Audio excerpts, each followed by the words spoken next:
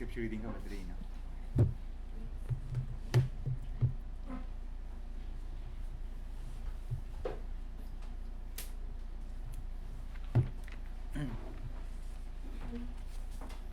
I'd like to invite you to open your Bible sa atin pong opening exhortation sa Book of Isaiah. Okay, the Book of Isaiah, chapter 53. Okay, the Book of Isaiah 53.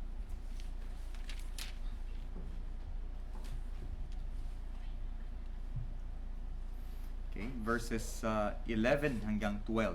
Okay, dalawang verses lamang po ang gusto kong ibahagi ngayong umaga, no? To encourage us of the mighty work of the Lord Jesus Christ po para sa ating kaligtasan. Okay, Isaiah chapter 53.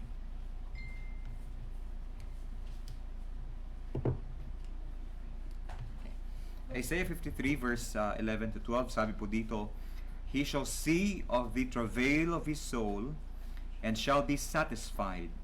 By his knowledge shall my righteous servant justify many, for he shall bear their iniquities. Therefore will I divide him a portion with the great, and he shall divide the spoil with the strong, because he hath poured out his soul unto death, and he was numbered with the transgressors, and he bare the sin of many, and made intercession for the transgressors. Okay, may the Lord bless His holy word. Ang gusto ko lang pong i-highlight ngayong umaga as I invite you and encourage you to worship the Lord is in verse 11. Okay, yung sabi po dyan, He shall see of the travail of his soul. Nakita po ng Diyos ang kahirapan o paghihirap ng kanyang kaluluwa. And sabi dyan, and he shall be satisfied. Okay? I think aside sa kadahilan ng gusto pong kalugdan ng Panginoong Kristo, okay, aside from the truth that Jesus the Son wanted His Father to be pleased with Him and to please His Father, okay, kasi alam natin na kung bakit po pumarito ang Panginoong Kristo. Sabi niya ay walang iba kundi para gawin o sundin ang kalooban ng Ama. And His satisfaction, His meat, sabi niya, is to do the will of Him that sent Him. Okay? I think aside from knowing that His obedience pleases the Father, I think another reason kung bakit po tiniis at tinapos ng Panginoong Kristo ang kanyang gawain sa pagligtas sa atin is the word satisfied. Okay? Na alam niya yung kanyang pag-alay ng kanyang buhay ay hindi po masasayang. Okay? Karamihan sa atin may nag-i-effort tapos nasasayang. Negosyo, nagtatrabaho tapos walang promotion, di ba? Nag-i-invest ka tapos walang return. You invest in people tapos only to find out later on na maghihiwalay lang din pala kayo ng landas. So many things that do not bring about the outcome na ini-expect natin. Yung friendship na akala mo ay later on ito yung magpapatatag sa inyo, later on pala ito din yung tatalikod sa iyo. Okay? Many things. And yet here you would notice that Jesus Christ was 100% successful. Kumbaga, yung kanyang success rate ay 100%. Hindi po siya pumalpak, hindi po siya sumablay. And the word of God says that He shall be satisfied, and this satisfaction is because this righteous servant, who is the Lord Jesus Christ, not only is He a servant, not only is He righteous, He is a righteous servant. Yung kanya pong katuwiran at yung kanyang paglilingkod ay nagpatuwid o nagpawalang sala sa karamihan. Okay? By His knowledge shall my righteous servant justify many, for he shall bear their iniquities. Okay? At yung lahat po ng ginawa ng Panginoong Kristo, even the very words He shouted and He cried on the cross, it is finished, is a statement of satisfaction. It is a transactional statement na ibig sabihin ay bayad na. It has been completed, it has been done, it has been settled, and because of that, there is satisfaction before the divine justice. Okay? And because of that, one day we will stand before God with the robe of righteousness because of the work of Christ on the cross. And that is why we worship the Lord on a Sunday. Hindi ko sinasabing mali kapag Sabado o Biyernes, Lunes o anumang ibang araw. Wala namang kasing, sabi nga ni Apostle Paul, we can worship the Lord any day that we want. Okay? But then there is what we call the corporate worship o yung pagtitipon po ng mga hinirang ng Panginoon. And of course, when we gather together as a church, syempre, doon din tayo makikibahagi, makikianib. And I believe that is one demonstration of our unity and our union with Christ when we gather together on the day that we agreed. So today po, I invite you to worship the Lord Jesus Christ because not only He has satisfied the Father with His righteousness, but I think it's because we also find our satisfaction in Him. Okay? We only find our satisfaction in the Lord Jesus Christ. So let us worship Him this morning. Let us call on our first song leader, Brother Ethan.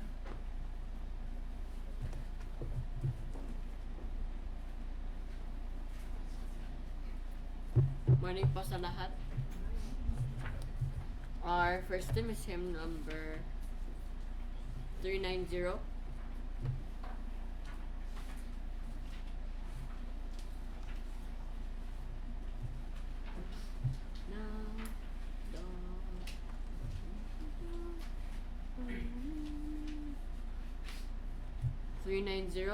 Preservation. Now in thy praise. Hymn number 390, ready now, sing. Now in thy praise, eternal King, be all my thoughts employ, while of this precious truth I sing, cast down but not destroyed. Cast down but not destroyed. Cast down but not destroyed. While of this precious truth I sing, cast down but not destroyed. Of the united powers of hell, my soul has sore annoyed, and yet I live this truth to tell, cast down but not destroyed, cast down but not destroyed, cast down but not destroyed, and yet I live this truth to tell, cast down but not destroyed. In all the paths through which I pass, what mercies I've enjoyed, and this shall be my song at last, cast down but not destroyed, cast down but not destroyed, cast down but not destroyed,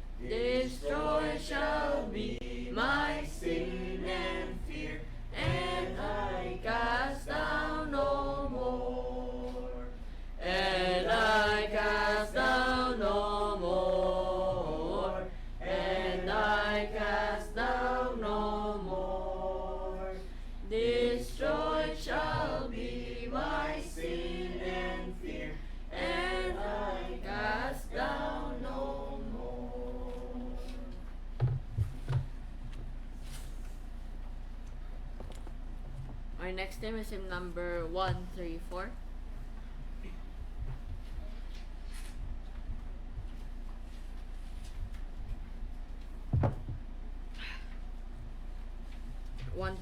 All creatures of our God and King. All creatures of our God and King. All creatures of our God. All creatures of our God and King. Hymn number 134. Ready now, sing. All creatures of our God and King, lift up your voice and with us sing. Alleluia, Alleluia. Thou burning sun with golden beam, thou silver moon with sulphur gleam. Oh, praise Him, oh, praise Him. Alleluia, Alleluia, Alleluia. Thou rushing wind that art so strong, ye clouds that sail in heaven along. Oh, praise Him, Alleluia. Thou rising morning, praise, rejoice. Ye lights of evening, find a voice. Oh, praise Him, oh, praise Him. Alleluia, Alleluia, Alleluia.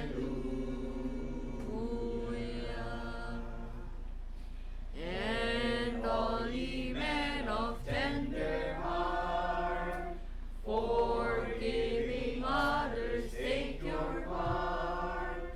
Oh, sing ye, Alleluia. Ye who long pain and sorrow bear, praise God and on Him cast your care. Oh, praise Him, oh, praise Him. Alleluia, Alleluia, Alleluia.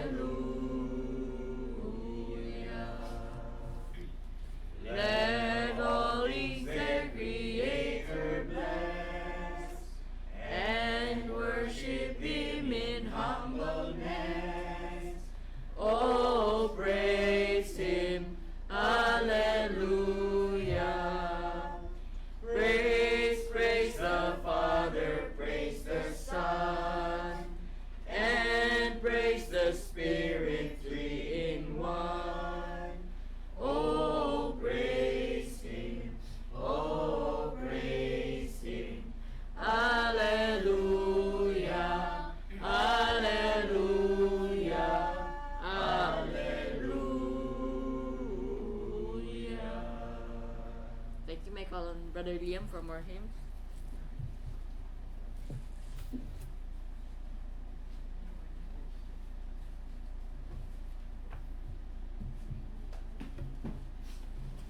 Morning sa lahat. Our next hymn is hymn number 57.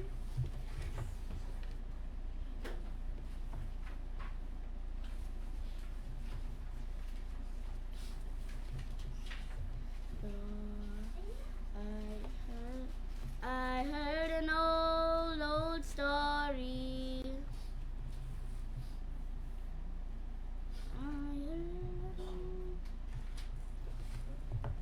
I heard. Hymn number 57, Victory in Jesus. Ready, sing.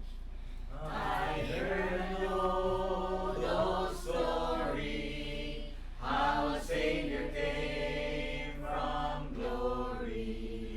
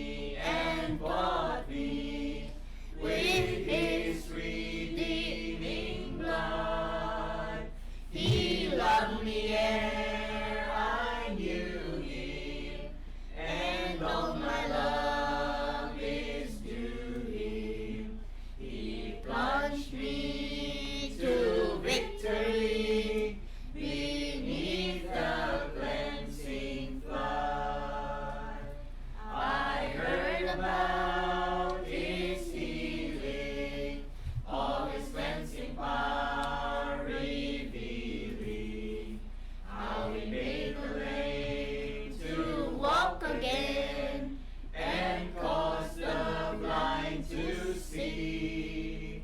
And then I cried, dear Jesus, come and heal my broken spirit.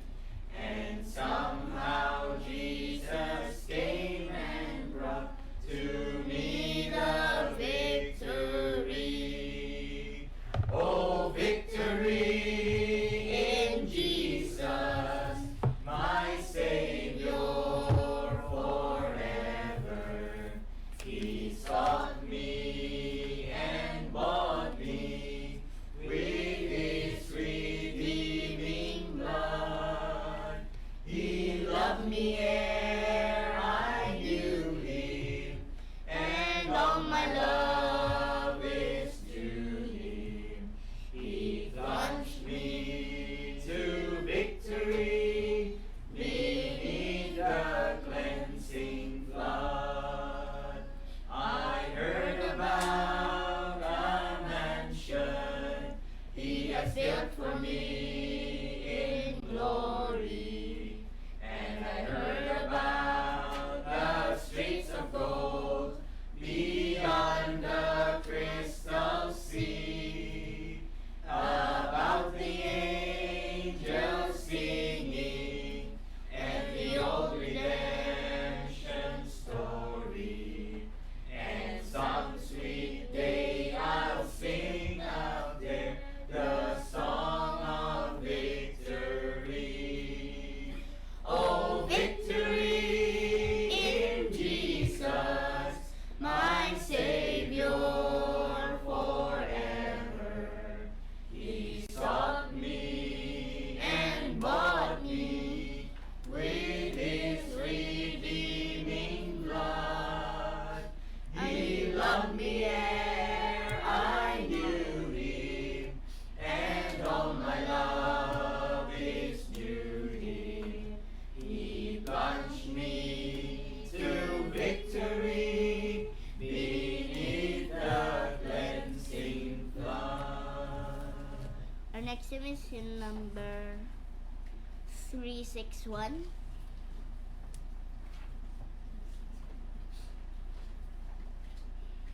All the way my Savior leads me. All the way my Savior leads. All the way my Savior leads me. Number 361. All the way my Savior leads me. Ready, sing. All the way my Savior leads me. What have I to ask beside? Can I doubt His tender mercy, who through life has been my guide?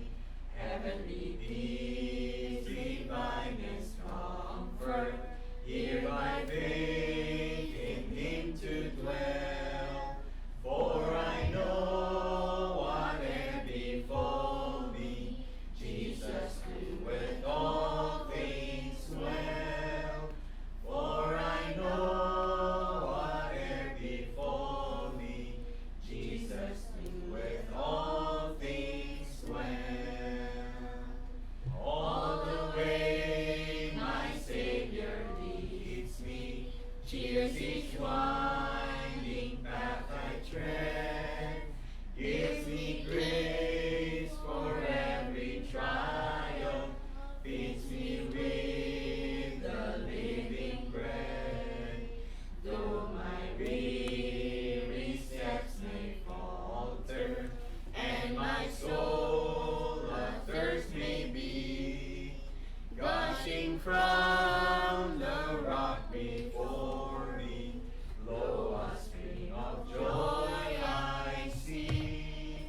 Gushing from the rock before me, lo, a spring of joy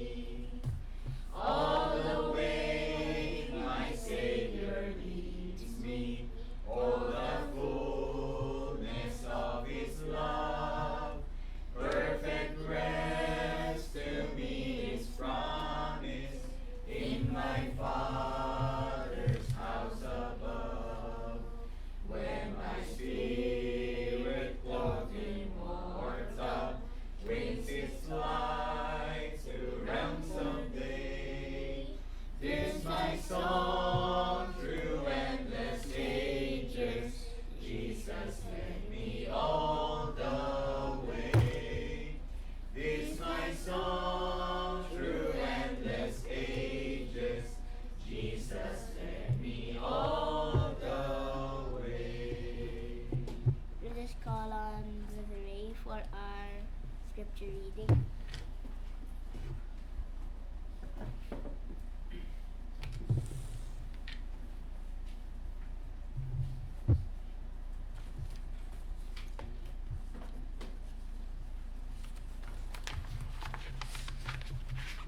Magandang umaga po ulit sa ating lahat. No? So, this time we will proceed po sa ating scripture reading sa Book of Joshua. Pagpatuloy po natin sa verse 15 to verse 33. Joshua chapter 13 verses 15 to 33.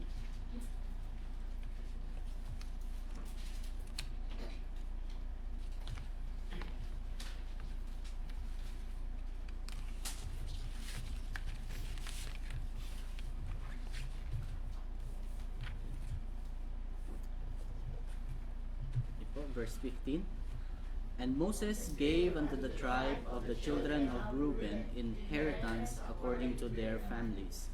And their coast was from Aroer, this on the bank of the river Arnon, and the city that is in the midst of the river, and all the plain by Medeba, Heshbon and all her cities that are in the plain, Dibon and Bamoth Baal and Beth Baal Meon, and Jehaza, and Kedemoth, and Mephaath, and Girjaith, and Sibma, and Zareth Shara, into the mount of the valley, and Beth Peor, and Ashdod Pisgah, and Beth Jeshimoth, and all the cities of the plain, and all the kingdom of Sihon, king of the Amorites, which reigned in Heshbon, whom Moses smote with the princes of Midian, Abi, and Rechem, and Zer, and Hur, and Reba, which were dukes of Sihon, dwelling in the country.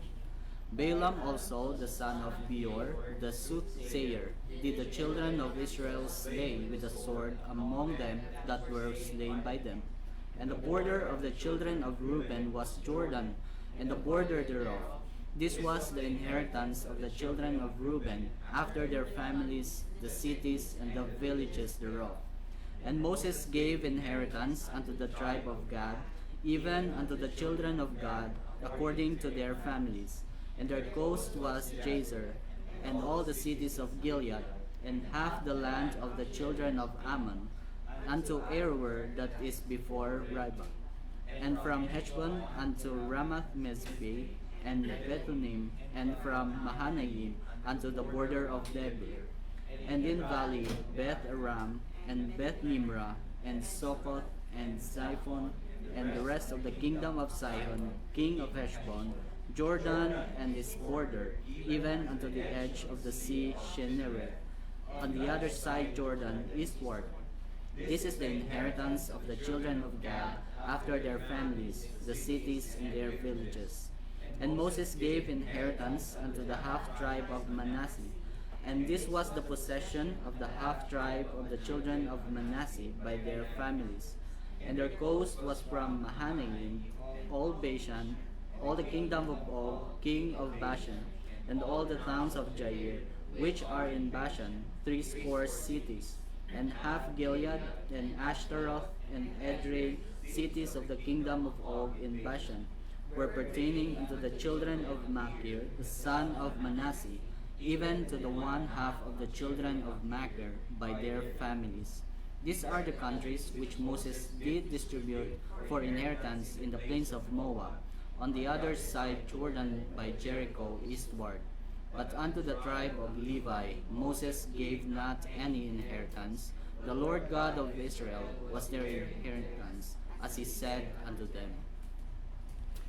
So, pagpalain po nawa tayo ng Panginoon ng karunungan para unawain ang kanyang salita.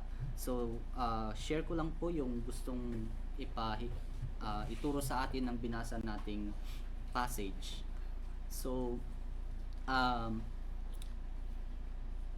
in this chapter or verses 15 to 33 of Joshua chapter 13, so it recalls yung pagbibigay po ni Moses ng inheritance sa east of Jordan sa tribe of Reuben, Gad, and half tribe of Manasseh. So mababasa po natin yan sa Numbers chapter 32 verse 33. So, itong land distribution na to is according to their families, to their tribes, and according to the boundaries. And bawat tribe po sa tatlo na ito, or 2.5 tribe na ito, they will receive specific territories. They have received specific cities and portions. And itong mga territories na ito, if you can remember, they were once occupied by their defeated kings or enemies, which is Sihon and Og. However, itong mga Levites naman, I think ilang beses na po na mention dito sa Old Testament na itong mga Levites, they will not receive any inheritance because the Lord Himself is their inheritance. So, dito po makikita natin na hindi lahat ng inheritance ay pare-parehas. Kahit po nagkaroon sila ng mga inheritance, hindi po pare-parehas yung inheritance na nakukuha nila. For example, itong si Reuben, itong tribe ni Gad, and half tribe ni Manasseh, they receive inheritance that are visible, yung nakikita, it's measurable, kumbaga na nandyan siya, kaya siyang sukatin, hati-hatiin. And the tribe of Levi, they received no land. Wala pong may na-receive na inheritance yung mga Levites, dahil sabi dito, God Himself is their inheritance. So this would teach us na ang Panginoon pala ay pwedeng mag-deal sa bawat isa, or pwede niyang pagpalain ang bawat isa, but hindi siya pare-parehas. Kumbaga, He always deals with His children perfectly when it comes sa provision, pero hindi po pare-parehas yung pag-provide ng Panginoon. Minsan sa buhay po natin, isipin natin na bakit kaya yung iba mas marami yung blessings nila nakukuha nila, bakit mas madali yung sa kanila, sa akin mas mahirap, bakit yung portion or yung part na nakukuha ko is iba kaysa sa kanila. Pero kailangan po nating maunawaan na ang Panginoon po ay hindi siya nagkakamali sa pag-provide ng portion or ng pangangailangan natin or ng blessings man yan, according to His purpose and according to our needs. Sa katulad niyan pag sa trabaho, 'di ba, may iba't ibang role tayo. Yung iba nakikitaan ng pagiging leader, yung iba maraming nakikitaan na nagagawa, pero ang iba naman, they are working behind the scenes. Kumbaga hindi sila nakikita, may inaambag sila pero hindi nakikita, but both of it are necessary and valued sa isang workplace. Sa buhay natin, yung lahat ng blessings, they may nakikita natin yun, pero they will not look the same. Hindi pare-parehas po yung mga blessings. Yung iba nakaka-receive ng material abundance, yung iba naman they would receive deeper spiritual intimacy with God. Mas spiritual yung nakukuha nila. Tulad po sa church natin, no, lahat tayo dito ay magkakaiba ng function, magkakaiba po ng gift, magkakaiba ng calling, pero every one of us is needed in the body of Christ. And yung mahalaga po dyan is hindi yung natatanggap natin sa Panginoon as gifts or calling. Ang mahalaga po dyan ay kung sino yung nagbibigay ng gift na yon sa atin, sino nag-bless ng gift na yon sa atin, and kung paano natin maibabalik yung honor sa nagbigay nun. Sabi nga po sa Philippians chapter 4 verse 19, "But my God shall supply all your need according to His riches in glory by Christ Jesus." So ang Panginoon po nagpo-provide, nagsusupply ng mga pangangailangan, hindi according sa comparison natin na kumbaga dapat kung meron yung isa, dapat meron din akong ganyan. not according to our comparison, but according to His will and according to His purpose. And mapapansin natin dito na every portion or every land, every territory po na inassign sa kanila, it came from their conquered kingdom, cities, and it came from the victory na binigay sa kanila ng Panginoon. Yung mga territory po na na-receive nila, this is not random, hindi po basta-basta lang na binigay sa kanila ng Panginoon. It was from their conquered cities, conquered kingdoms, and it was given by God Himself. Panginoon po mismo yung nagbigay nito sa kanila. Yung mga nalistang territory nito, dito po sa binasa natin, it was once belong to their enemies, 'di ba? Pagmamayari po ito ng mga kalaban nila. But now, it became their inheritance.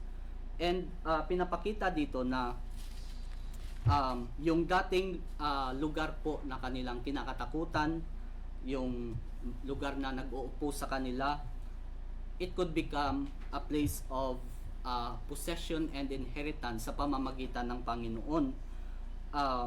Just like these lands po, yung buhay natin bilang mga Kristiyano, these lands were once enemies' territories, di ba? Pagmamayari ng kalaban, and ang buhay natin dati ay pagmamayari din po or under the control of sin, under the enemy of God. But through Jesus Christ po, yung dating nagko-control sa atin ay something na na-overcome na ng Panginoon at something na na-overcome na din natin bilang mga Kristiyano.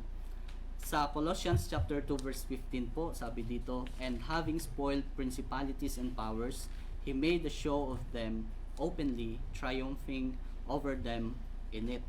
So yung mga past natin, no, yung mga struggles natin, yung mga kinakatakutan natin dati, yung mga failures natin, yung kasalanan natin dati, it can become our testimony.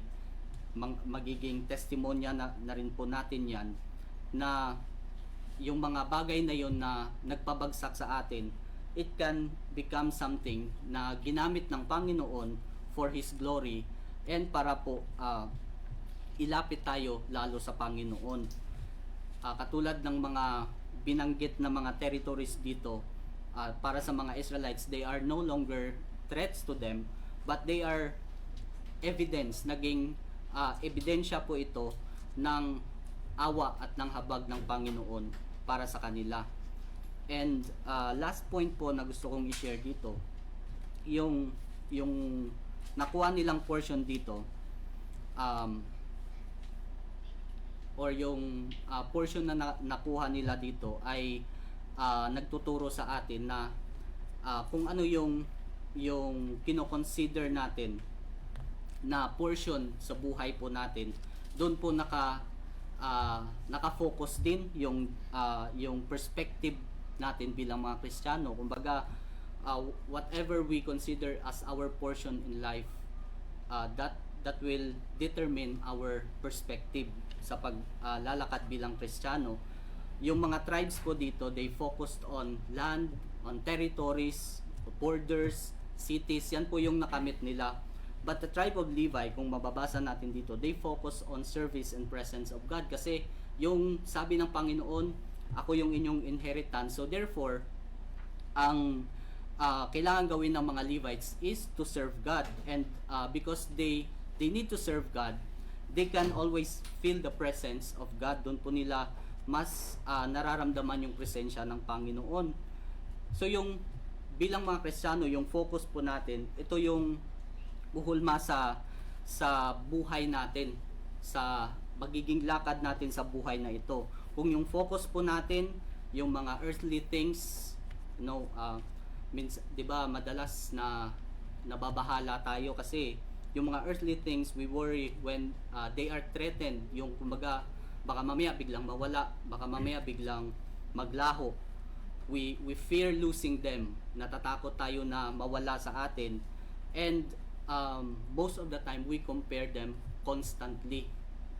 Kinukumpara natin ito sa iba. Pero bilang mga anak ng Diyos po, kung yung focus naman natin is towards God and heavenly things, nagiging steady yung buhay natin, nagkakaroon tayo ng kapayapaan kahit walang abundance, nagkakaroon po tayo ng purpose sa buhay natin dahil yung kinoconsider natin na portion sa buhay natin is eternal, which is God, because God is eternal and God is heavenly. Kung yung security ng buhay natin, di ba, kung nakabase siya sa pera, na isipin natin magiging secure tayo kapag financially stable tayo, marami tayong pera, nagpapanik po tayo, lalo na ngayon, di ba? Isipin natin, crisis ngayon, nagsitaasan lahat, naghihirap lahat. Kung yung security po natin ay nakabase sa pera, may pagkakataon na magpapanik po talaga tayo dahil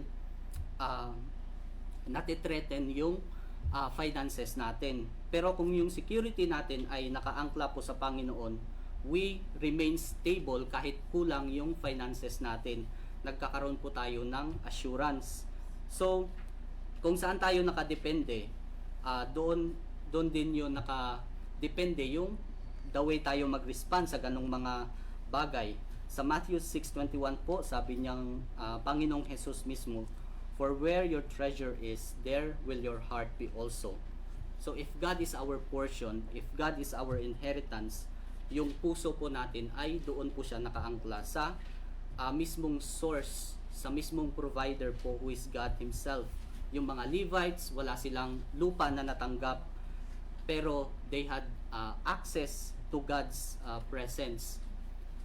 Kumbaga, itong binasa nating passage, nagpapakita siya ng dalawang klase ng blessings na pwede nating matanggap sa Panginoon or natanggap natin sa Panginoon sa pamamagitan ng Panginoong Jesus. Pero dito din po natin malalaman kung paano natin titingnan or saan natin dapat i-focus yung ating buhay, yung ating pananaw. Yung mga lupa na yan, naglalaho. Yung mga possessions, yung mga bagay na meron tayo, naglalaho din yan. Pero kapag yung focus natin ay nasa Panginoon and God is eternal, hindi po maglalaho yan. Kasi may ibang mga tao, di ba, alam natin, marami silang pag-aari pero wala silang kapayapaan. Merong iba na sobrang konti, yung sapat lang, pero meron silang malalim na kagalakan sa Panginoon. And yung pagkakaroon po ng Panginoon sa buhay natin as our possession is greater than having everything else sa mundong ito. Tulad ng sinabi sa Psalm 73:26, God is the strength of my heart and my portion forever. Sa Panginoong Hesus po, hindi po tayo nakatanggap lang ng pagpapala ng mga material blessings, but we receive God Himself. So can you imagine, Panginoon mismo yung natanggap natin sa pamamagitan ng Panginoong Hesus. And now, because of it, we have access to the throne of grace. Anytime po pwede nating i-approach ang Panginoon, and we have relationship with God. Naano nyo na po ba, na-try nyo na halimbawa, sumasahod ka ng yung paycheck to paycheck, tapos tinry mong i-track lahat ng gastos, yung every cent, kahit maliit na amount. One time sinubukan ko siya, and then I was amazed kasi yung naging income ko is really short, pero na-amaze ako kasi after all this time, pag inisip ko kasi siya, pag tinrack ko siya, parang sobrang kulang. So paano ako naka-survive? How can I, paano ako nakarating sa point na ito na sapat at hindi nagkulang? So only God can tell. Ganun po ka-amazing ang Panginoon, na kapag tiningnan mo yung mga blessings sa buhay mo, minsan iisipin mo na parang ang kulang. Paano ako makaka-survive sa next day? And then later on, ma-realize mo, nandyan ka pa rin, na-survive ka pa rin. So, that was made possible through Jesus Christ. We have our eternal inheritance that cannot be taken away, and that should be our focus in life po. So as we in closing po, as Christians, we are encouraged today to start valuing po yung binigay ng Panginoon, yung biyaya ng Panginoon sa atin. We are encouraged to acknowledge kung ano yung pinrovide ng Panginoon na mga pangangailangan natin, yung mga naipanalo ng Panginoon sa buhay natin, yung mga na-survive natin. And we are also encouraged to seek first God and His righteousness, and not only His earthly blessings. Yung portion natin ay ang Panginoon and not just our provider. So the greatest inheritance for a child of God bilang mga Kristiyano is not what God gives, but God Himself. And yan po yung pinagkaloob sa atin ng Panginoon mismo. So that's all I would like to share po sa binasa natin. Let's call on Brother Liam for more hymns.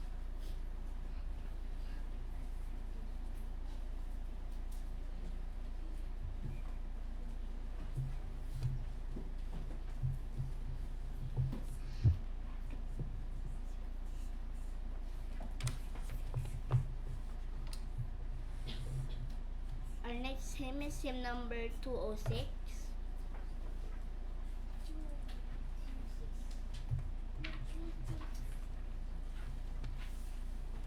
Hymn number 206, Before the Throne of God, above. Before the throne of God above.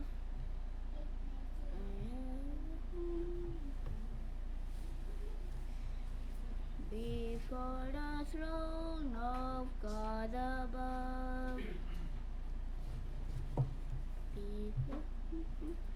Hymn number 206, Before the Throne of God. Ready, sing.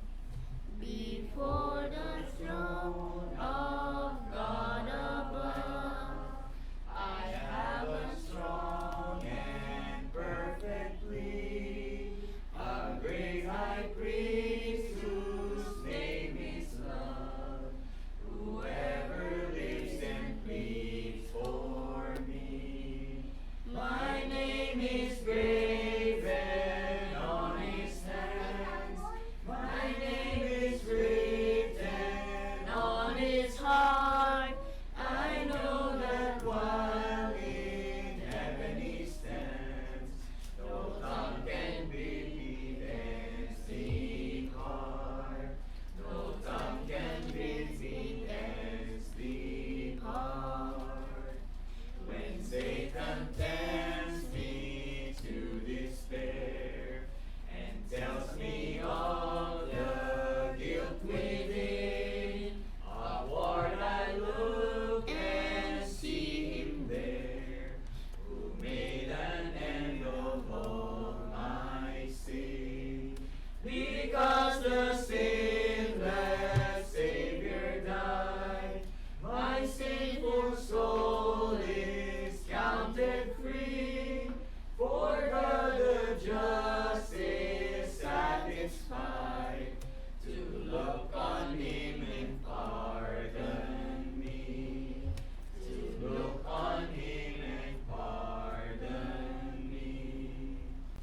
Behold him there, the risen Lamb, my perfect spotless righteousness, the great unchangeable I am, the King of glory and of grace. One with himself I cannot die, my soul is purchased by his blood, my life is hid with Christ on high, with Christ my Savior and my God, with Christ my Savior and my God. let us call on Elder Dan for our sermon this morning. Hey,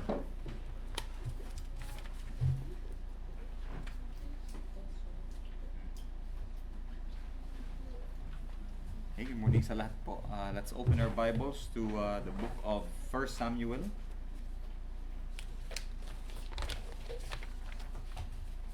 Okay, 1 Samuel chapter 20.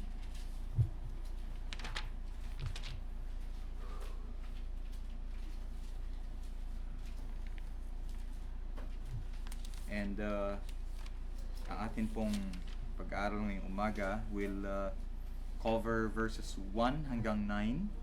Okay, 1 Samuel chapter 20, 1 to 9. Okay.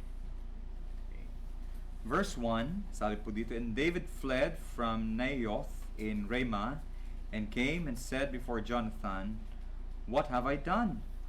What is mine iniquity, and what is my sin before thy father, that he seeketh my life? And he said unto him, God forbid thou shalt not die. Behold, my father will do nothing either great or small, but that he will show it me. And why should my father hide this thing from me? It is not so. And David sware moreover, and said, Thy father certainly knoweth that I have found grace in thine eyes. And he saith, Let not Jonathan know this, lest he be grieved. But truly, as the Lord liveth, and as thy soul liveth, there is but a step between me and death. Then said Jonathan to David, Whatsoever thy soul desireth, I will even do it for thee. And David said unto Jonathan, Behold, tomorrow is a new moon, and I should not fail to sit with the king at meat, but let me go, that I may hide myself in the field unto the third day at even. If thy father at all miss me, then say, David earnestly asked leave of me, that he might run to Bethlehem his city, for there is a yearly sacrifice there for all the family. If he say thus, it is well, thy servant shall have peace. But if he be very wroth, then be sure that evil is determined by him. Therefore thou shalt deal kindly with thy servant, for thou hast brought thy servant into a covenant of the Lord with thee. Notwithstanding, if there be in me iniquity, slay me thyself, for why shouldest thou bring me to thy father? And Jonathan said, Far be it from thee, for if I knew certainly that evil were determined by my father to come upon thee, then would not I tell it thee." Okay. Tayo po'y manalangin. Panginoong Diyos, kami po ay umaasa sa inyong tulong ngayong umaga, Panginoon, dahil alam namin na itong amin pong pag-aaralan ay aral na makalangit, at hindi po ito kayang unawain, Panginoon, ng aming makamundong isipan. Kaya Panginoon, tulungan niyo po kami na makita ang aming Panginoong Kristo sa aming pong pag-aaralan, at makita, Panginoon, ang kanyang dakilang pagtubos sa aming mga kasalanan. Ito po ang aming panalangin at pakikiusap sa pangalan ni Jesus. Amen. Okay. So, ang title po ng ating message ngayong umaga ay What have I done and what is mine iniquity? Okay, ano ba yung nagawa ko at ano ang aking kasalanan? And these are the very words of David sa kay Jonathan, when I believe when Jonathan went to the hometown of Samuel, dahil kung naalala po ninyo sa previous chapter na King Saul sent messengers, okay, sa hometown ni Samuel, kaya lang sa kapangyarihan po ng banal na espiritu, itong mga hitmen ni Saul ay nag-prophesy, and even Saul himself ended up prophesying before God without his royal robe.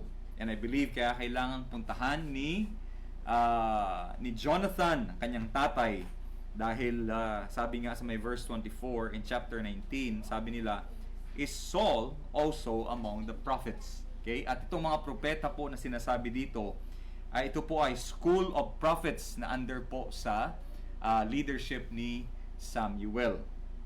And I believe, kung hindi sinundo ni Jonathan, most likely ay may iwan si Saul doon.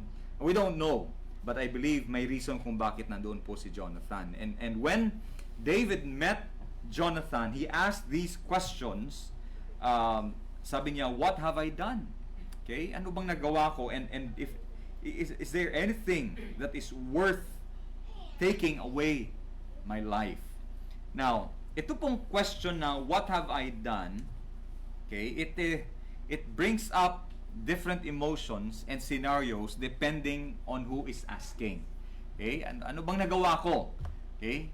Kung iba-iba po ang nagsasalita nito, eh sigurado iba-iba din po ang magiging mensahe, ang magiging emotions nito. Can you imagine, yung anak nyo ay naluluha dahil pinagalitan mo, tapos yung bata hindi niya alam kung ano yung nagawa niya. Kaya lang kasi ikaw alam mo may nagawa siyang pagkakamali. And then lumapit siya, and then your child asks you, what have I done? Okay? Mami, ano po bang nagawa ko? Iba-iba yung emotions niyan. You know? And then, you hear it from a woman. Recently, I think, the court, I think, sentenced a man to, I think, 5 to 10 years of imprisonment because of the mental, I think, mental and emotional tag dito, na injury or na kabigatan na binigay po ng kanyang husband dahil itong husband niya ay meron palang kabit, and iniwan niya bigla yung kanyang asawa, and not only did he spend his life or did he move to the other woman, proud na proud pa siyang pinupost sa Facebook, and because of that, yung vexation at yung kabigatan po na ibinigay nito sa legal wife ay syempre pinanigan po ito ng korte, at as far as I know, the man or the husband would be imprisoned. And I think one of the questions na tinanong din siguro ng asawa is ano bang nagawa ko, or what have I done? So that also solicits a different emotion. Then you try or you hear this from a man or a husband who has no clue kung ano ba yung nag-cause ng pagkairita ng kanyang asawa. Okay? Bigla ng pag-uwi niya, hindi na siya kinakausap, or hindi na siya pinapansin, or kung ano man. Tapos yung lalaki, hindi niya alam kung anong nagawa niya, and so he asks, what have I done? Ano bang nagawa ko? Okay? Tapos sabihin ng babae, or silent treatment siya ng babae, and yung gusto sabihin ng babae, figure out mo ang nagawa mo. Okay? Ikaw bahala dyan. You know? Basahin mo ang nasa isip ko. Okay, that's another emotion. But also try to imagine these words from the lips of Judas. Nung kanya pong pinagtaksilan ang Panginoong Kristo, and then he realized that he betrayed an innocent man. He even went back to the priest and the Pharisees to give them back the silver coins. Kaya lang hindi na tinanggap ng mga Pharisees. And imagine Judas asking the question, what have I done? Okay, what have I done? Or Peter, you know, after po niyang after he denied Jesus Christ 3 times, and nung sabi niya hindi niya papayagan na may mangyari kay Jesus Christ, and then later on ay siya din mismo, you know, he denied Jesus Christ 3 times. And can you imagine the words, what have I done, from the lips of Apostle Peter? Okay, iba-iba emotions, iba-iba ang ibig sabihin. And now we go back to David asking the same question, because in chapter 19, okay, in chapter 19, after that, Jonathan, you know, interceded for David in chapter 19, verses 4 and 5. Sabi ni Jonathan kay Saul, sabi niya, let not the king sin against his servant, against David? Because he hath not sinned against thee, and because his works have been to thee ward very good. Wala naman pong ginagawang masama, walang nagawang kasalanan si David. In fact, lahat ng mga ginawa niya para sa inyo, mahal na hari, ay pawang kabutihan lamang. For he did put his life in his hand and slew the Philistine, and the Lord wrought a great salvation for all Israel. Kayo mismo, sabi niya, nakita nyo, thou sawest it and didst rejoice. Wherefore then wilt thou sin against innocent blood to slay David without a cause? And because of the intercession of Jonathan, sabi ni Saul in verse 6, sabi niya, and Saul swear, nangako si Saul, sabi niya, as the Lord liveth, as the Lord liveth, he shall not be slain. Okay, so meron ng sense of security ito pong si David. Upon hearing the words, I believe ay nirelay din po ito ni Jonathan kay David from the words or the lips of King Saul. But then after winning the battle, ito na naman po, gusto naman pong patayin ni King Saul si David. And so because of that, David could not understand, there is this helpless cluelessness as to why the king wanted him dead. That's why he asked, what have I done? And what is mine iniquity?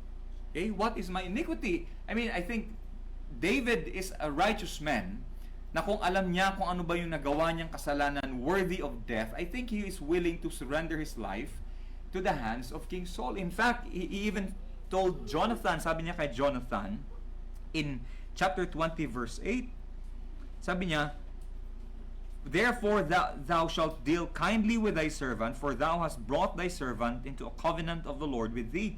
Notwithstanding, sabi niya, if there be in me iniquity, kung merong kasalanan sa akin, Jonathan, slay me thyself. Ikaw na mismong pumatay sa akin, kill me, and you don't have to take me to your father, kill me if I deserve to die. But the problem with David is hindi po niya alam ano ba yung reason, ang cause ni King Saul kung bakit gustong-gusto po niyang patayin si King David. So these are the very words of King David. It suggests a sense of helpless cluelessness. He feels helpless because everyone is against him except Jonathan and his family, and clueless because one moment he is at the palace playing the harp, encouraging King Saul. The next moment, nakikita niya may javelin or may spear na lumilipad, and there is an attempt on his life. So if you were David, I think you would also ask the same question, what have I done? Okay, what have I done? Now, but try to imagine the very words, what have I done and what is mine iniquity? But this time, ang magtatanong po ay hindi yung bata, hindi yung nanay, hindi yung tatay, hindi si Judas, hindi si Peter, hindi si David, kundi tayo mismong mga makasalanan. You and me, asking this question before God, the great judge.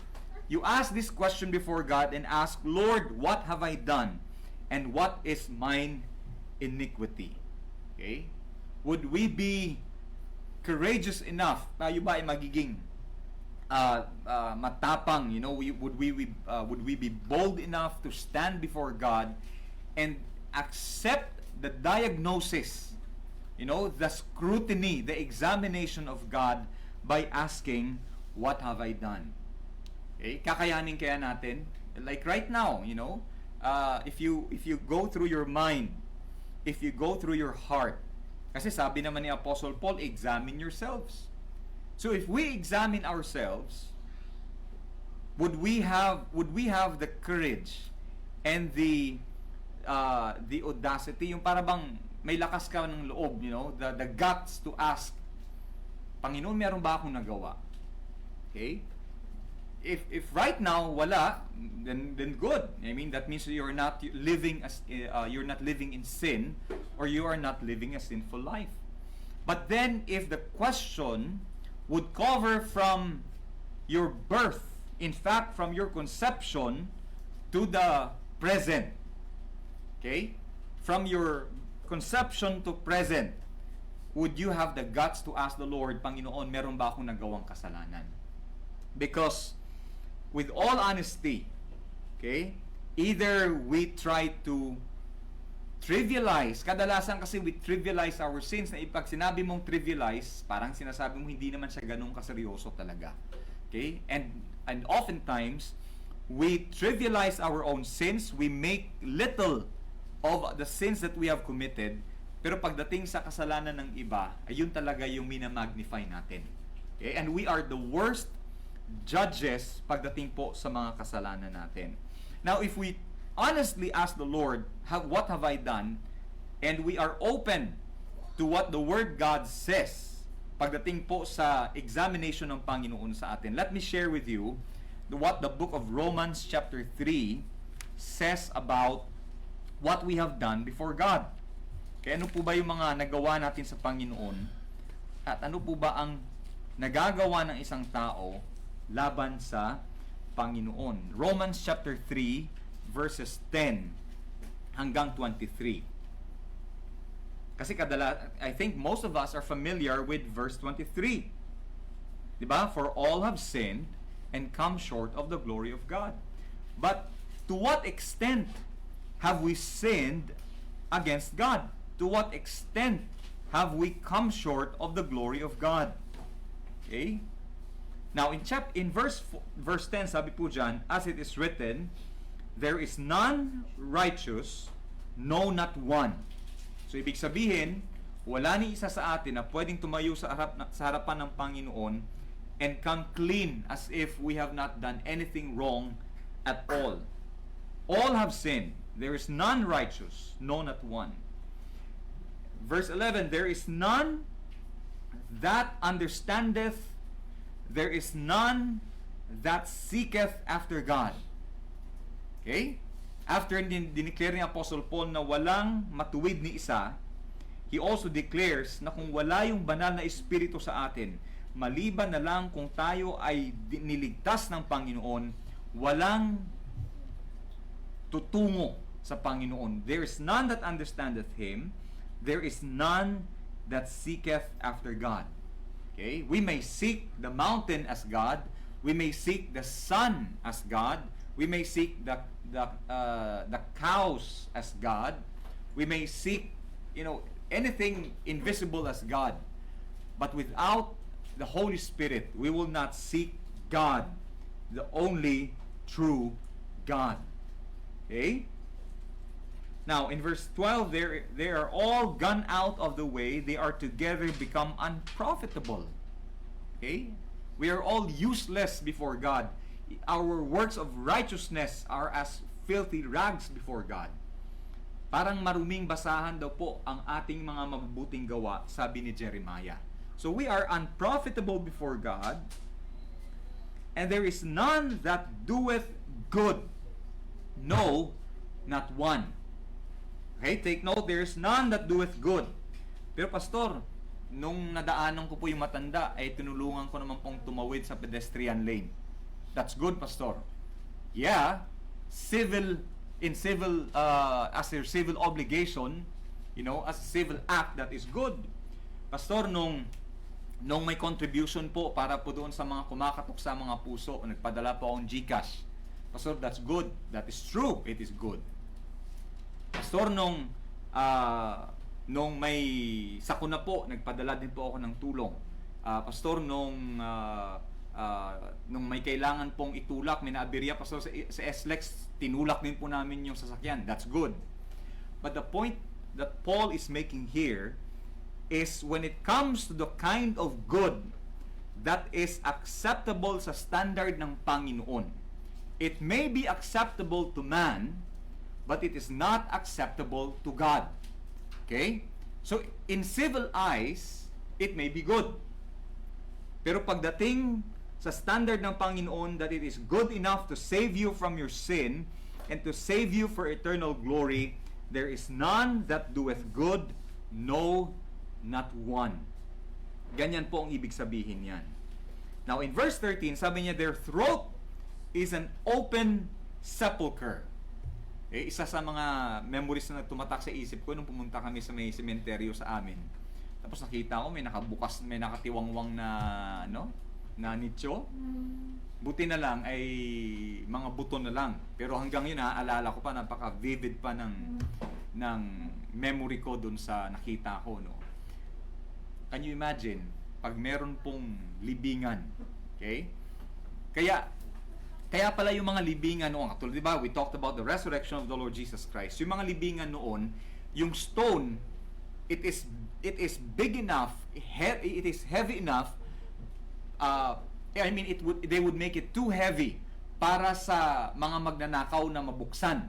Okay? And they would make it too heavy na para pag meron mang nakapasok na buhay, ay mahihirapan and almost impossible for them to get out of the grave. But they have to seal it. And they even have to apply a lot of ointment. Kasi unlike sa panahon natin ngayon na selyado, during those times may nakakalabas pa rin po na amoy ng nabubulok na katawan. But Paul says, take note, he's not referring to the dead. He is referring to the throat of the living who are without God. Sabi niya in verse 13, their throat is an open sepulcher. Their throat are as open graves, open tomb. Siyempre, anong lalabas dyan? Pawang karumihan.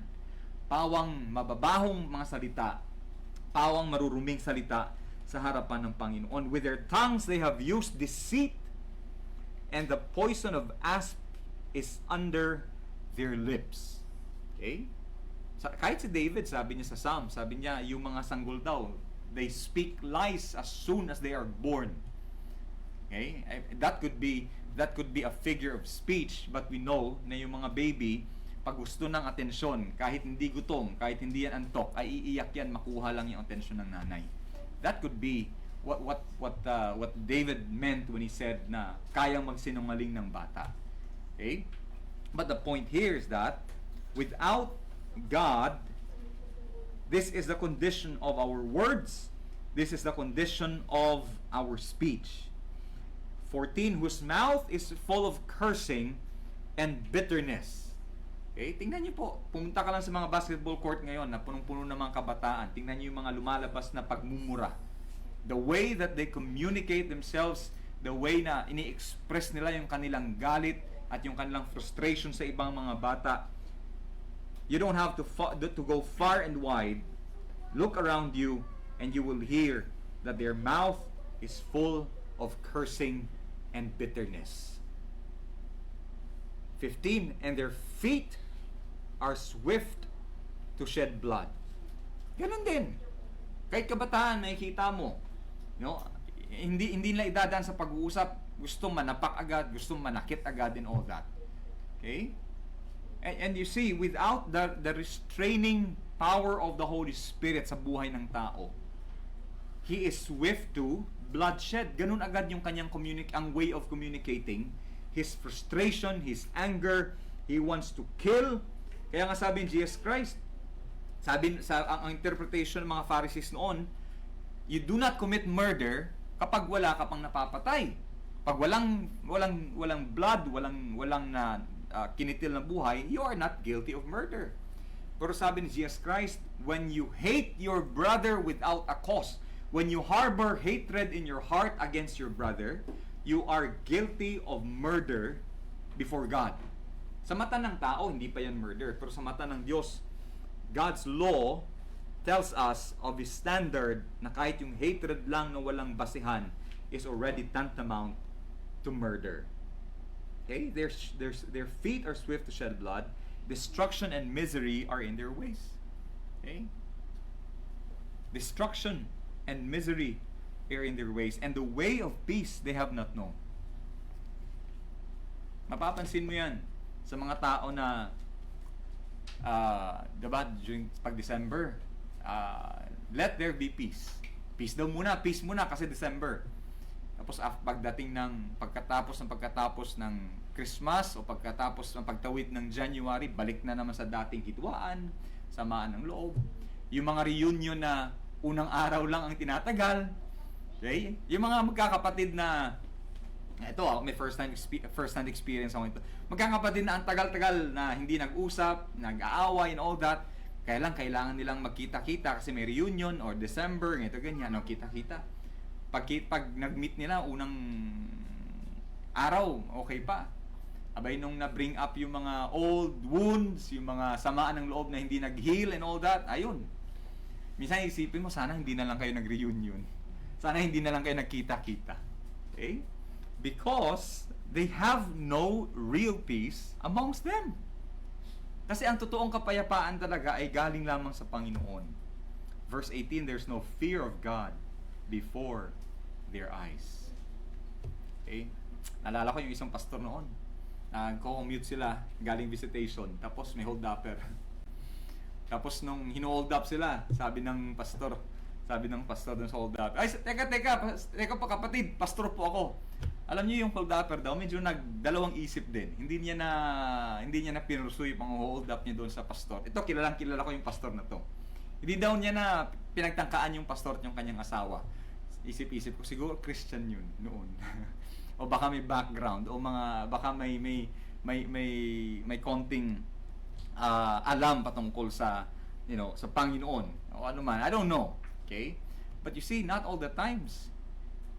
Pag sinabi mong anak ka ng Diyos, o Kristiyano ka, o pastor ka, o alagad ka ng Panginoon, ay sasantuhin ka. Okay? Hindi mo pwedeng gamitin yun. You would one day meet and find people who have no fear of God before their eyes and no amount of name or attachment to your name or title o kung ano man, no amount of those things can save you from their anger and from the threat na kaya nilang ibigay. Okay? There's no fear of God before their eyes. Kaya pag sinabi ng Biblia, the fear of the Lord is the beginning of wisdom, that is not for those who are dead in sin. Hindi po yan para sa mga patay sa kasalanan. Pag sinabi ng Biblia, the fear of the Lord, it is for the people who already have the Holy Spirit, and only those who have the Holy Spirit can fear God. Okay? But ultimately, even those people who have no fear of God, kahit yung mga walang takot sa Diyos, one day, sabi ng Biblia, every knee should bow and every tongue should confess that Jesus Christ is Lord. All the things in heaven, all the things on earth and under the earth will have to bow down before God in judgment. Okay? Kahit wala silang takot sa Panginoon, when they see the glory of God and the judgment that is waiting for them, that will be a moment of terror before their eyes. Kahit pa sa panahon ngayon, they have no fear of God. Okay? That's the man without the Holy Spirit. Now we know, verse 19, what things soever the law saith, it saith to them that are under the law, that every mouth may be stopped, and all the world may become guilty before God. Therefore, by the deeds of the law, there shall no flesh be justified in his sight, for by the law is the knowledge of sin. Okay? What the law? Anong ginagawa ng batas? Hindi po siya nagpapatuwid sa tao. Ang ginagawa ng batas, ipapakita lang sa atin kung gaano katuwid ang Diyos at kung gaano tayo kalayo sa katuwiran ng Diyos. Ganun po ang ginagawa ng batas. Okay? Verse 21. But now, the righteousness of God without the law is manifested, being witnessed by the law and the prophets. Itong righteousness of God is not just an act of righteousness. Most of the time, when you see the righteousness of God, it refers to the Lord Jesus Christ, who is the embodiment of righteousness. Okay? Masasabi mong yung katuwiran na katawang tao, that is Jesus Christ. Okay? Even the righteousness of God, which is by the faith of Jesus Christ, unto all and upon all that believe, for there is no difference. And then verse 23, for all have sinned and come short of the glory of God.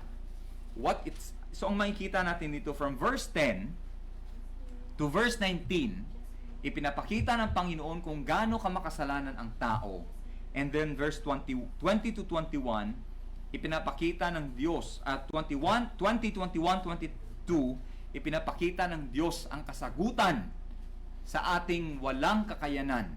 Okay, we are helpless because of sin, but He shows us hope in Christ. And then in verse 23, He declares, for all have sinned and come short of the glory of God. So He gives the problem and He gives the solution. So you see, pag tumayo ka sa harapan ng Panginoon, if you want to be honest and ask the Lord, what have I done? Minsan may expression akong gustong-gusto ko eh. Yung expression na don't ask questions you don't like the answers to. Ibig sabihin, huwag ka magtanong ng mga tanong na hindi mo man magugustuhan yung kasagutan. Kasi pag in-expose ng Panginoon yung ating kondisyon, baka hindi mo alam kung saan ka tatakbo because of our sinfulness. But you see, sa binasa po natin, the Lord provided the answer to our helplessness. And that is the Lord Jesus Christ. Now, siguro, if you ask the question, I think the answer to what have I done as a sinful man, the answer is, what we have done is more than enough. Okay, more than enough to deserve eternal damnation and eternal separation from God. Okay, yun lang naman ang nagawa natin. We have sinned enough to separate us from God, from the Lord our God. Now, let's go to Jesus Christ asking the question. Okay? Sa Biblia parang wala kami nakikita nung ipinapako nung nilalatigo si Jesus Christ, nung binubugbog, nung sinasabunutan, nung minumura, lalo nung ipinako po sa krus. You don't read anywhere that Jesus asked, what have I done? No? Mga katanungan lang ni Jesus Christ na mapapansin mo is, my God, why hast thou forsaken me? Diba? Who am I? Nung tinanong niya si Apostle Peter, they say I am the prophet and this and that. Sabi ni Jesus Christ sa kay Peter, whom do you say that I am? Maraming katanungan ng Panginoon. But you don't find a question the way that David asked. Na what have I done? Nung ipinapako siya na para ano ba nagawa ko sa inyo? Okay, you don't find that. But then, if there's one person who deserves to ask that, it is the Lord Jesus Christ. You go to Isaiah chapter 53. Okay, Isaiah chapter 53. Okay.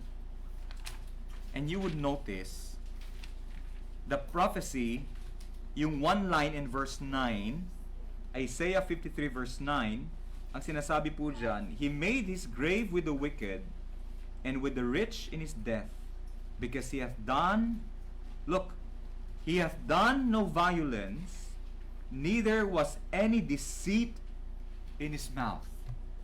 Grabe, no? Wala siyang ginawang kasalanan. No violence, no deception, no lie, and yet they crucified Him.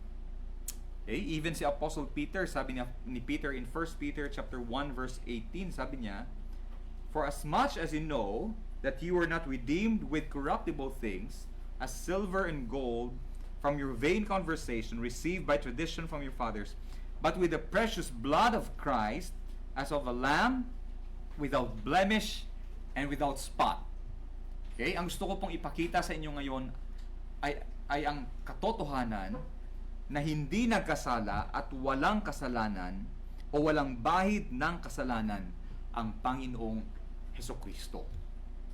Which is why He is the only one who deserves to ask the question, what have I done? And what is my iniquity?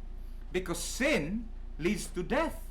And they were killing the Lord Jesus Christ, and so He should be asking, what have I done? And what is my iniquity? Why are you killing me? What have I done that deserves death? Kaya in fact, kapag pinagsama-sama po ninyo yung description ng Biblia patungkol po sa purity and righteousness in Jesus Christ, take note of this. Sabi ng Biblia, this is how the Bible describes Him. Look at the expressions. He is without sin. He knew no sin. He did no sin. These are the exact lines from the Bible. He is without sin. He knew no sin. He did no sin. In him is no sin. The Holy One, the righteous servant, he is a just man. He is an innocent blood, without blemish, without spot, harmless, and undefiled. Ganyan pong dinidescribe ng Biblia ang ating Panginoong Kristo. Okay? He is the only one worthy to ask the question, what have I done? And yet, if you read Isaiah 53, 3 to 8, okay? Please stay with me, no? 53 verse 3 to 8. The question, what have I done? Well, Jesus Christ didn't do anything that deserves death. Wala namang ginawa ang Panginoong Kristo na karapat-dapat na patayin po siya. Pero yung ipinataw sa Kanya, yung ipinatong sa Kanya, at yung inako niyang kasalanan, that is what brought death upon Him. Not His own sins, but our sins. In Isaiah 53 verse 3 to 8, sabi po dyan, He is despised and rejected of man, a man of sorrows and acquainted with grief. It is interesting, yung word na grief, sa original na Hebrew, it means sicknesses. Lahat ng mga karamdaman. Okay?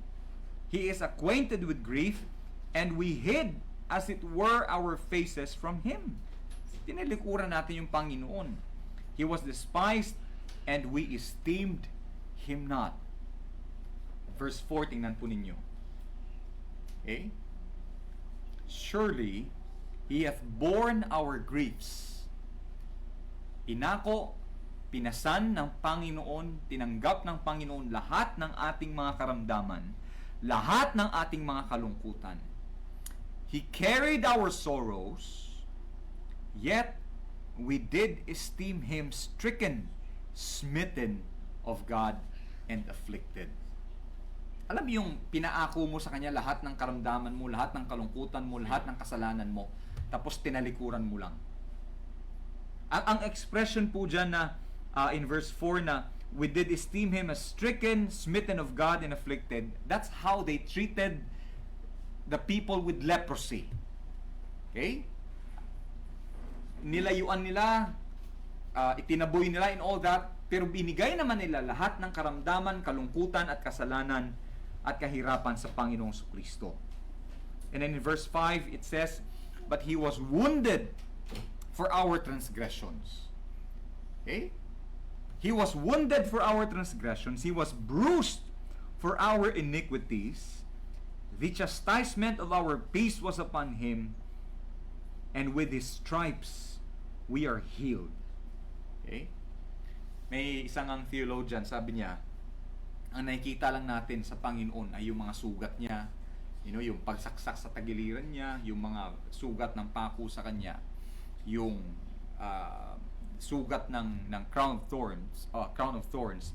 But what we do not see is that in the transaction between the Father and the Son, lahat ng kasalanan, hindi lang po kasalanan, all our sins were laid on Jesus Christ. All our sadness, all our sorrows, all our depressions, all our heartaches, lahat po yan ay inako ng Panginoon. Lahat ng mga sakit na meron po tayo. Can you imagine, sabi ng preacher na ito, all the cancers put together. Okay? Lahat na maisip mo ng mga karamdaman, ng mga hinirang at ng mga tupa ng Panginoon, kinuha niya, inako niya, and then He died for us. That's why it says that for by His wounds, by His stripes, in verse 5, sabi niya, and with His stripes, we are healed. Kaya tayo makakatanggap ng glorified body in the day of the resurrection. Kaya tayo makakatanggap ng body which is incorruptible, immortal in the day of resurrection. Because our mortality, our corruption, all of them ay inako ng Panginoong Kristo.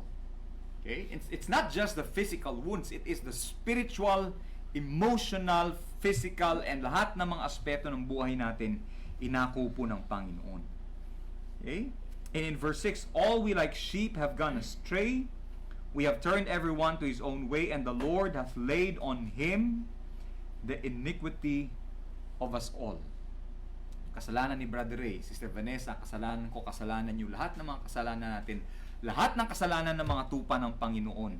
In verse 6 it says, and the Lord hath laid on him the iniquity of us all. The Lord, the great judge, the prosecutor, okay? Siya mismo ang nagpatong sa Panginoong Kristo ng lahat ng mga kasalanan natin.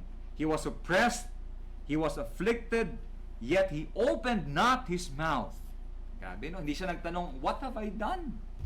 What is my iniquity? He did not open his mouth. He is brought as a lamb to the slaughter, and as a sheep before her shearers is dumb, so he openeth not his mouth. He was taken from prison and from judgment.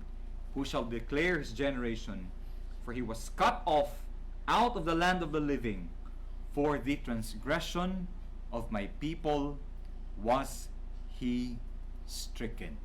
Ang tawag po natin diyan, okay, ang tawag po sa nangyaring yan, na si Jesus Christ na walang kasalanan, ngunit inako niya lahat ng kasalanan, okay, natin, okay, and he was murdered for it, he was crucified for it. Ang tawag po natin diyan ay substitutionary death. Okay? Penal, substitutionary death. Pag sinabi mong penal, it means it's deadly, it needs to be penalized, it has to be punished. Pag sinabi mong substitutionary, ibig sabihin niyan ay merong tumayo na kahalili natin.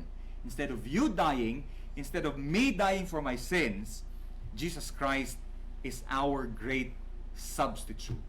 And he died for our sins. Now that is the Lord Jesus Christ, who deserves to ask the question, and yet he did not, because he is willing, or he was willing to die for our sins. And because of that, okay, ang kagandahan niyan, you can ask the same question again before the Lord in the day of judgment, if you are given a chance to ask the question. In the day of judgment, you know, when asked the question, what have you done? What have I done? The Bible will answer you, because of what Christ has done. The Bible gives you answers that are truly good news. Okay? That are truly good news. Romans 3:24. I'll just give you a series of verses po to encourage you. Romans 3:24. Kanina binasa natin in Romans 3:23. Okay, for all have sinned and come short of the glory of God. But Romans, in verse 24, it says, being justified freely by His grace through the redemption that is in Christ Jesus. Okay? Grabe, no? Sinandwich ni Apostle Paul. Ito yung kasalanan nyo, ito yung katuwiran ng Diyos, ito yung kasalanan nyo, ito yung kapayapaan nyo, ito yung katuwiran nyo. Pinawalang sala kayo sa pamamagitan ng Panginoong Kristo. Okay? Kahit si David, hindi pa natin nararating yan yung pagkabagsak ni David sa kasalanan. Pero in Romans chapter 4, nakikita po ninyo the very words of David taken from the book of Psalm. Romans 4:6-8, sabi ni David, even as David also describeth the blessedness of the man, unto whom God imputeth righteousness without works, saying, blessed are they whose iniquities are forgiven. Pinagpala daw yung mga tao na yung kanilang mga kasalanan ay pinatawad na. Whose sins are covered. Yung word na covered means atoned. Okay? Yung parang meron kang panlatag para hindi makita, para i-absorb yung kasalanan. Okay? Whose sins are covered, blessed is the man to whom the Lord will not impute sin. Okay? Ang word na impute, it means to charge. Sabi niya, pinagpala ang tao na hindi chinarge ng Panginoon yung kanyang kasalanan sa kanya. Bakit hindi i-charge sa atin? Kanino i-charge yung kasalanan natin? It is charged on the Lord Jesus Christ. Okay? Romans 5:8. Romans 5:8-9. But God commendeth his love toward us, so that while we were yet sinners, Christ died for us. Much more then, being now justified by his blood, we shall be saved from the wrath through him. Okay? Ganda, no? But God commendeth his love toward us. Yung word na commendeth, it means he sends. And I think you're familiar with John 3:16, for God so loved the world that he gave his only begotten Son. Yan po ang word na commendeth. He sends his love toward us. That while we were yet sinners, Christ died for us. Alam nyo, hindi kayo tinubos ng Panginoon nung kayo ay matuwid, ha?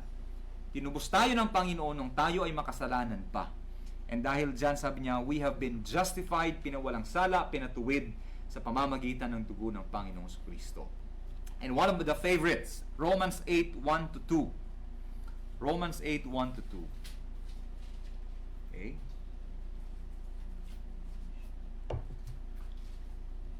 Okay, basahin po natin sabay-sabay. There is therefore now no condemnation to them which are in Christ Jesus, who walk not after the flesh, but after the Spirit. For the law of the Spirit of life in Christ Jesus hath made me free from the law of sin and death. Okay? May ibang mga religions na yung kaligtasan daw ay matatanggap mo lamang pag ikaw ay namatay na o sa Judgment Day. But you see, the Word of God is clear. Sabi niya, there is therefore now. Hindi niya sinabing there is therefore no more in the future. Sabi niya, there is therefore now no condemnation. Ibig sabihin, for anyone who is in Christ, you are no longer under the condemnation of sin. You are no longer under the condemnation of sin. Okay? Because you are now in Christ. Ibig sabihin, can you imagine, si Kristo bilang ulo ay walang kasalanan. Tapos yung katawan niya ay may kasalanan. Tapos, imagine punta ka sa sa confessional, haharap ka sa pari doon, tapos sabihin mo, Father, i-confess ko po yung nagawa po ng aking katawan, pero yung ulo ko po ay wala naman pong kasalanan. Hindi pwedeng ganon. Because sin is holistic. Okay? In the same way that if Christ, or that Christ being the head of the body is sinless, perfect, that means that the body of Christ is also perfect and sinless.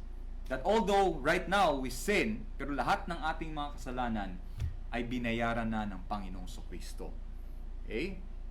And then in Romans 8:33, I just have two verses left for you. Romans 8:33-34. Ito maganda. Who shall lay anything to the charge of God's elect? Okay?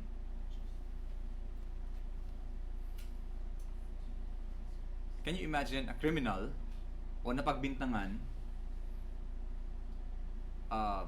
na may ginawang karumal-dumal na kasalanan, and then after a long and painful wait for the verdict, ay na-declare beyond reasonable doubt that the man is innocent. Okay? Hindi lang not guilty, kundi that the man is truly innocent.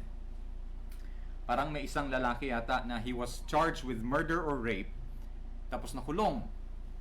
Kasi wala naman siyang ma-prove na may alibay siya na hindi siya yung gumawa. Yung mga evidences ay pinupoint na siya daw yun. After years in prison, yung kanyang lawyer ay hindi po tumigil, no? Naghanap talaga siya, naghanap. Until such time, may nakita po siyang video na yung lalaki, yung kanyang client, ay nandun sa video na during that day and time ay nanonood po ng tournament. And he used that video to prove that his client is truly innocent. And alam nyo, dahil sa ebidensya na yun, ay napalaya po yung lalaki. Now, the point I'm trying to make is, when someone has been declared innocent, or someone has been declared justified beyond reasonable doubt because of Christ, sino kaya ang tatayo sa harapan ng Diyos at sasabihin, makasalanan pa rin yan? Wala. Kasi sabi niya, who shall lay anything to the charge of God's elect? It is God that justifieth. The great judge, the Father declares that the sheep, the body of Christ, ay wala ng kasalanan. Pinalaya na sa kasalanan. We have been justified by the death of Christ.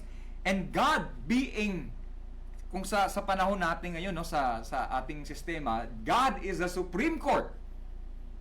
If God is the Supreme Judge, at wala nang tataas pa sa Kanya, at siya mismo ang nag-declare that we are justified by the blood of Christ, wala na pong pwedeng humabol pa at sasabihin, ay hindi pwede.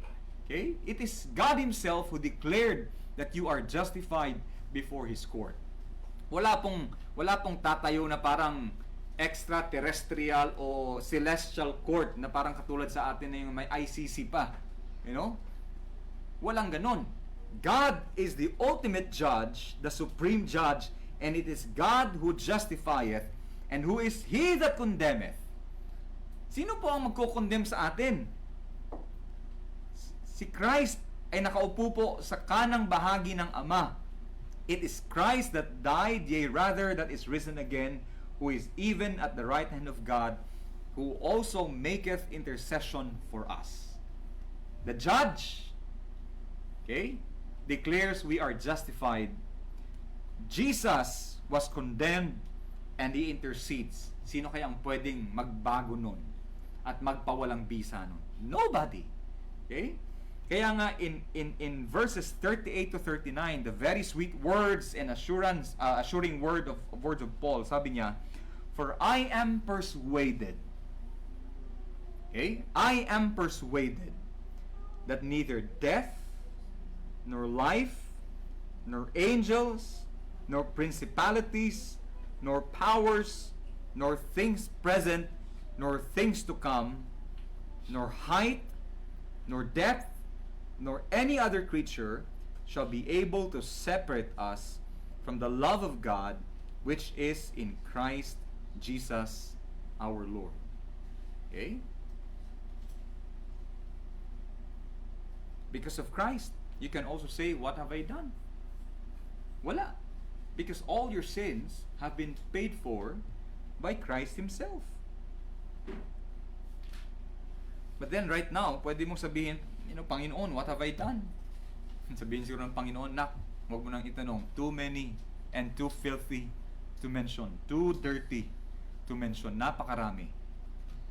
But because of our redemption in Christ Jesus, nothing that we have done or might do will be worthy of eternal death or eternal condemnation.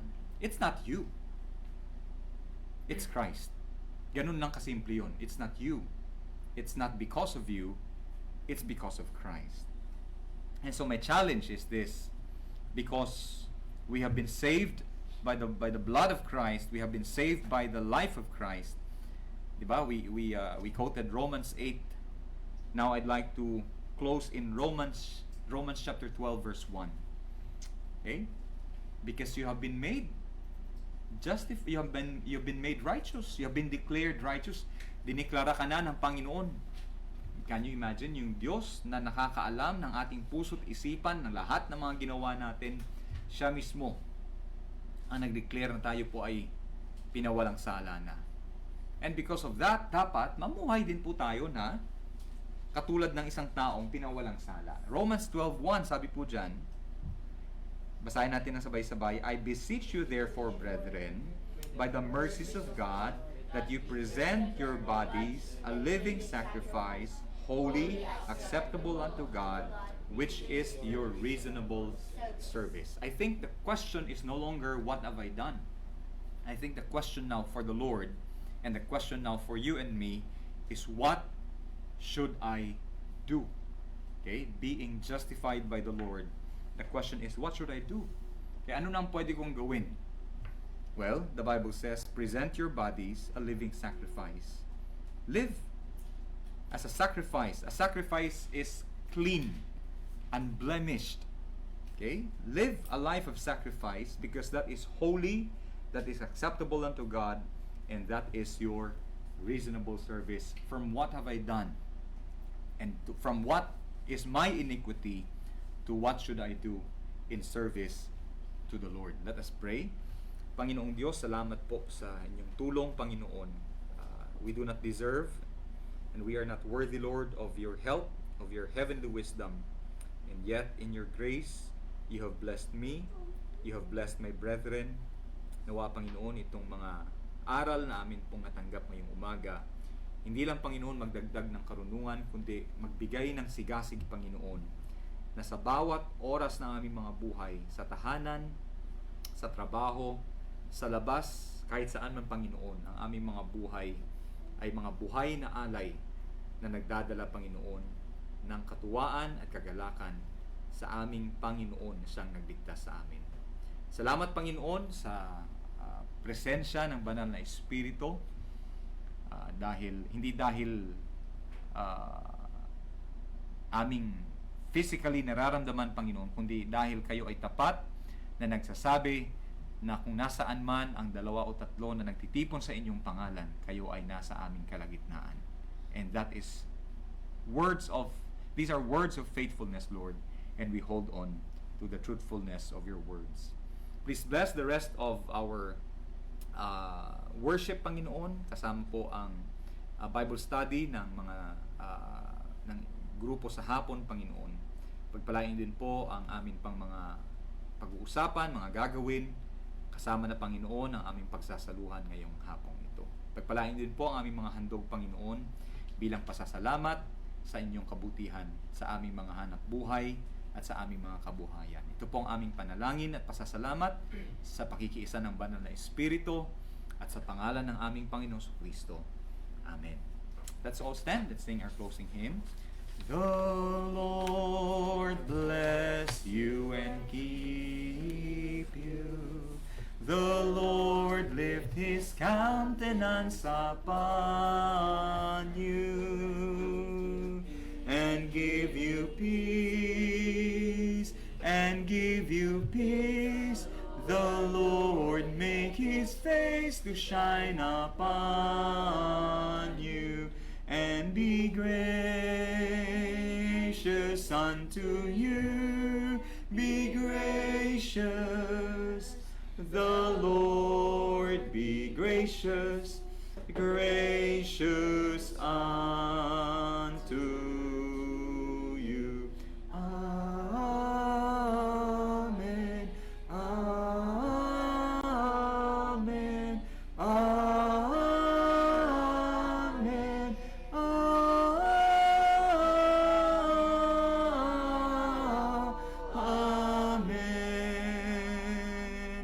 Amen.